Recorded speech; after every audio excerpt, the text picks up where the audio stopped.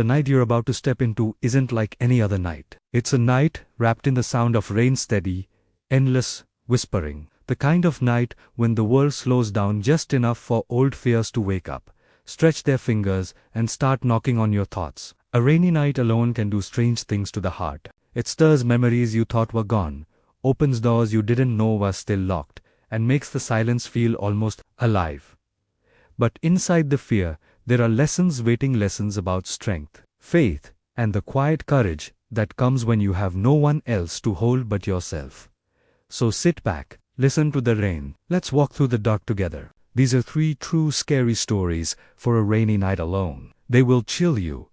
Yes, but they will also remind you that even the darkest nights still hide a heartbeat of light. It started with Claire, a woman who lived on the edge of a sleepy Oregon town. She had always loved rainy nights. There was something comforting about the sound of droplets hitting the window, the way lightning flickered across the trees like veins of silver. But one night, something felt different. She was sitting in her favorite chair, a warm blanket draped over her shoulders, when she noticed the shadow. It stood under the streetlight across the road.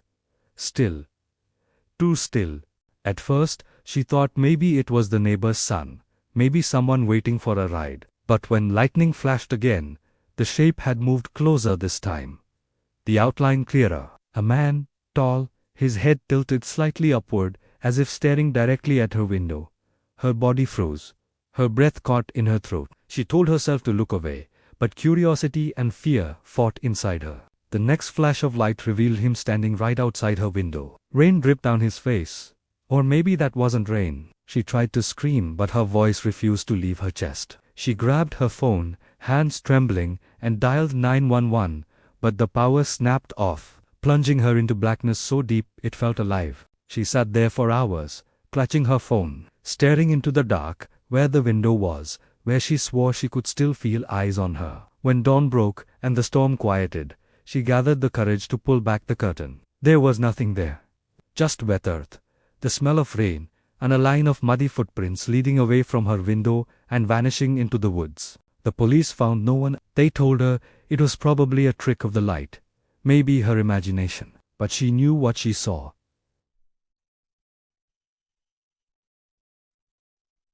Something or someone had been there. For days she couldn't sleep. Every creak of the floor, every shift of shadow sent her heart racing. But something strange happened after a week. The fear didn't destroy her, it sharpened her. It made her aware of how fragile she'd been living, how little she trusted her own instincts. Before that night, she'd always left the door unlocked, always assumed the world was safe. Now she understood what it meant to truly see, because fear, as cruel as it feels, isn't always the enemy. Sometimes it's a teacher. It strips away illusions, forcing us to recognize what matters. The darkness that night wasn't just outside her, it lived within her too. In the doubts she'd ignored, in the moments she'd chosen comfort over courage. The shadow at the window was real. Yes.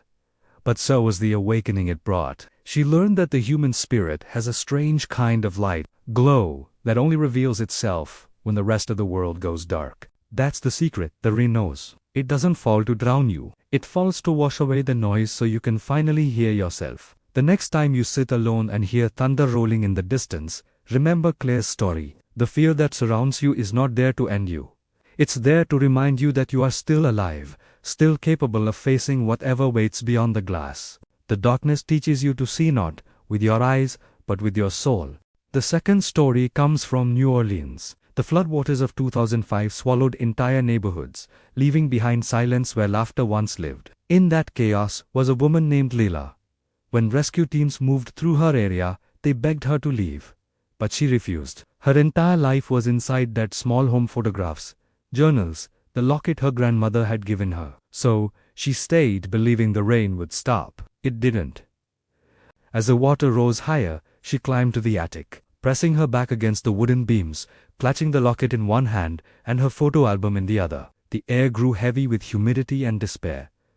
Hours turned into days. She could hear the sounds of the storm tearing her world. Apart roofs caving in, glass breaking, the distant cries of other souls fighting to survive.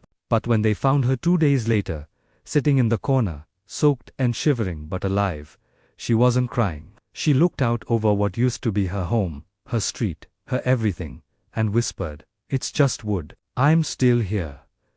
Those words, simple and quiet, carried the weight of survival. The storm took everything but her heartbeat, and that heartbeat became her prayer. She realized that sometimes life must strip away what is temporary so you can finally see what is eternal. When the waters receded, she had nothing left but she had herself. And that was enough to begin again. Storms come to reveal what's fragile and what endures. The walls we build, the things we collect, even the relationships we cling to, they're all temporary shelters. But our spirit, our faith, our will to keep breathing, even when it hurts, that's what truly survives the flood. The rain reminds us that loss doesn't mean the end. It means transformation.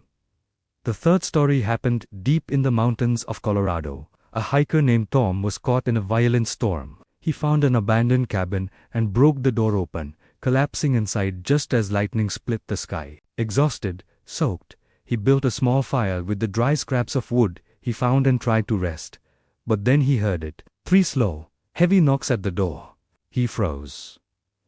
Maybe it was the wind, he thought. But then again, 3 knocks. Measured. Deliberate. Someone or something was out there. He grabbed his flashlight, pointed it at the door, and shouted, "Who's there?" Silence. He waited, his breath fogging in the air, the sound of rain roaring outside. He didn't open the door. Something deep inside him whispered not to. When the storm ended the next morning, he stepped outside and saw deep scratches along the wood of the door, long, jagged, and unmistakably clawed. A ranger later told him a bear had been spotted nearby. But Tom couldn't shake the feeling that something else had been standing there, waiting for him to open that door. He realized that sometimes courage isn't charging into danger, it's listening to your instincts, trusting your gut, standing still in the silence until the storm passes. Courage isn't loud, it's quiet, it's patient, it's knowing that you don't have to prove your bravery to anyone, not even yourself. That night taught him that the line between fear and intuition is thin, but the heart always knows the difference. Fear shouts. Intuition whispers. The brave ones learn to listen. Loneliness, too, has its own voice. There was a student in Tokyo who lived alone in a small apartment. Every night she heard footsteps above her, slow and rhythmic, as though someone was pacing back and forth. But no one lived in the apartment above hers. Maintenance confirmed it was empty. For weeks she couldn't sleep. She left the lights on, played music, tried everything. One night, exhausted, she whispered into the silence, "If you're lonely too, I understand." The footsteps stopped. They never returned. Maybe it was her imagination. Maybe not. But what mattered was what she discovered in that moment.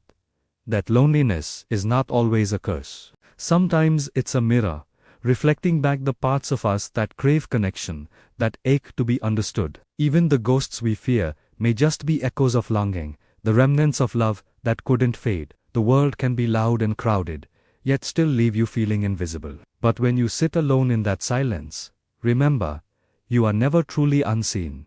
Loneliness doesn't mean emptiness. It's a doorway to deeper empathy, to compassion, to understanding yourself enough to love others without fear. Every story of horror hides a seed of hope.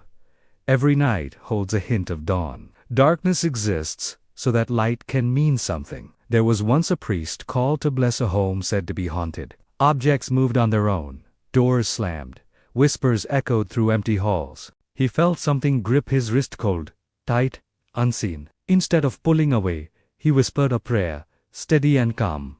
The grip released instantly. The house grew silent. The family never heard another sound. Evil exists, yes. Darkness is real, but grace burns brighter. Fear feeds on panic, but faith starves it. The power of light doesn't lie in its size, it lies in its presence. Even a single candle defies an entire room of shadows. And so it is with us. No matter how black the night becomes, one act of faith, one whisper of courage, one prayer said in trembling honesty, can scatter it. The night may test you, but it never defines you. And if you ever find yourself lost in endless fog, trapped in your own repeating fears, remember the truck driver who swore he drove the same stretch of highway again and again. He passed the same sign, the same crooked tree, the same pale hitchhiker who never waved back. Hours passed. Panic set in. Then he stopped. He turned off the engine, closed his eyes, and whispered, "Guide me home." When he opened them again, the fog was lifting. The sun was rising. That's what fear does. It traps you in circles until you stop running, breathe, and trust the light will return. Because no night lasts forever. So as the rain falls tonight, as the thunder hums outside your window and the shadows dance along your walls, remember these stories aren't just about monsters or ghosts. They're about you, about every time you've faced something you didn't think you could survive, and yet, you did. They're about the part of you that keeps going when the world feels heavy, when fear whispers, "You're alone." Let your heart answer, "I'm still here." Because courage isn't the absence of fear, it's the decision to stay. And as the last drops of rain fade into the silence, take a deep breath and let your soul be still. For every soul trembling in the dark tonight, may courage be their candle, faith their shelter, and hope their dawn. May no storm steal their peace, no fear silence their light. And when the rain falls, may they remember they are never truly alone.